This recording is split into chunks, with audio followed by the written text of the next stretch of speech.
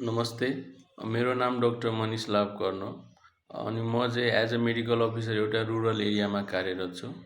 अनि यतातिर रुरल एरियातिर चाहिँ गाउँघरतिर कतिपय प्यारेन्ट्सहरू आफ्नो बालबालिकाहरूलाई लिएर आउँदाखेरि म सोच्छु तपाईँले आफ्नो बच्चालाई यो भ्याक्सिन लगाउनु भएको छ अनि उहाँलाई चाहिँ थाहै हुँदैन कुन खोप लगाएको छैन भनेर।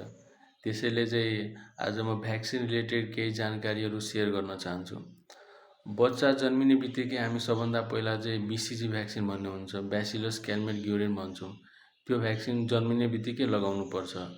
ऊ भ्याक्सिनको काम चाहिँ क्षयरोगबाट बचाउन, टिबीबाट बचाउनको लागि त्यो भ्याक्सिन लगाउनुपर्छ। त्यसपछि आउँछन् हाम्रो पेन्टाभ्यालेन्ट भ्याक्सिन। एज अ नाममै सजेस्ट गराएको छ, पेन्टाभ्यालेन्ट मिन्स 5वटा भ्याक्सिन। 5वटा भ्याक्सिन इन्क्लुडेड हुन्छ। अनि त्यो भ्याक्सिनहरू यी प्रकारका छन्: डिप्थेरिया हुन्छ, पर्टुसिस हुन्छ, टिटनस हुन्छ, हेपाटाइटिस B हुन्छ अनि हिमोफिलस इन्फ्लुएन्जा टाइप B हुन्छ। यो भ्याक्सिन चाहिँ यी त्यो बच्चाको उमेर 6 हप्ता छ भने लगाउने, त्यसपछि त्यो बच्चाको उमेर चाहिँ 10 हप्ता पुग्यो भने लगाउने र त्यसपछि त्यो बच्चाको उमेर 14 हप्ता पुग्यो भने लगाउने। सो यसको 3वटा डोज हुन्छ, 6 हप्तामा लगाउने, त्यसपछि 10 हप्तामा लगाउने, त्यसपछि 14 हप्तामा लगाउने। अनि त्यसपछि आउँछ हाम्रो ओरल पोलियो भ्याक्सिन। नाममै छ पोलियो, सो यो पोलियोबाट बचाउनको लागि यो भ्याक्सिन हामीले लगाउनुपर्छ बच्चाले।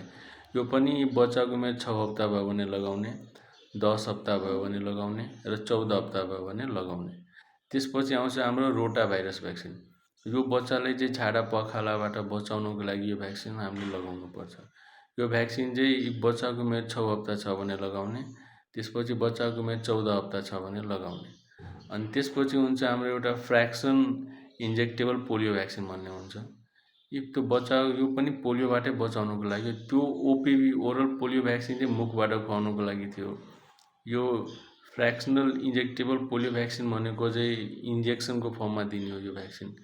यो भ्याक्सिनको डोज पनि तपाईँको 14 हप्तामा दिने, त्यसपछि 9 महिनामा दिने। अनि त्यसपछि हाम्रो आउँछ न्युमोकोकल कन्जुगेट भ्याक्सिन भन्ने हुन्छ। यो चाहिँ न्युमोनियाबाट बचाउनको लागि यो भ्याक्सिन हामीले बच्चाले दिनुपर्छ। यो चाहिँ त्यो बच्चाको उमेर 6 हप्ता छ भने या बच्चाको उमेर 10 हप्ता छ भने या बच्चाको उमेर चाहिँ 9 महिना छ भने यो 3वटा डोजमा चाहिँ भ्याक्सिन दिनुपर्छ। त्यसपछि चाहिँ हाम्रो हुन्छ मिजल्स र रुबेला भ्याक्सिन। यो भ्याक्सिन त्यो बच्चाको उमेर 15 महिना छ भने या बच्चाको उमेर 9 महिना छ भने यो 9 महिना र 15 महिनामा चाहिँ मिजल्स र रुबेला भ्याक्सिन दिनुपर्छ। त्यसपछि आउँछ हाम्रो जापानिज इन्सेफेलाइटिस भ्याक्सिन। त्यो जापानिज इन्सेफेलाइटिस भ्याक्सिन भनेको 12 महिना छ भने हामी त्यो भ्याक्सिन दिनुपर्छ 12 महिनामा। त्यसपछि हाम्रो आउँछ टाइफाइड कन्जुगेट भ्याक्सिन। त्यो बच्चाको उमेर 15 महिना छ भने चाहिँ त्यो भ्याक्सिन हामीले दिनुपर्छ।